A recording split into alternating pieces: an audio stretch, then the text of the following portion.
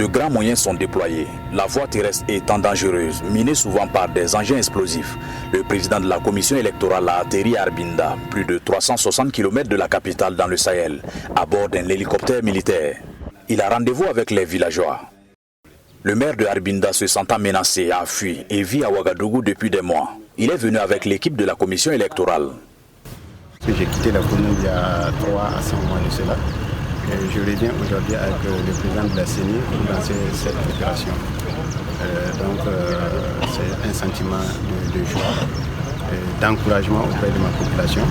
Après Arbinda, cap sur Djibo, principale ville du Soum, toujours dans le Sahel, on compte par milliers le nombre de personnes ayant fui les exactions des terroristes pour se retrouver ici. Parler d'élections maintenant inquiète les populations. Nous sommes très inquiets parce que comment vont se dérouler les élections, ce sera nos inquiétudes. Nous avons des centaines de milliers de déplacés et en plus de ces déplacés-là, il y en a qui sont restés aussi dans les villages qui sont inaccessibles. Pour des femmes et des jeunes qui ont fui sans bagage ni rien, ce n'est pas évident qu'ils se retrouvent avec des documents pour les votes. Par exemple, si je prends l'extrait de naissance, même quand on parle d'établir des CNIB, elles sont parties sans rien, ni extrait de naissance, ni CNIB. Le président de la CENI estime qu'il faut tenir les élections ici.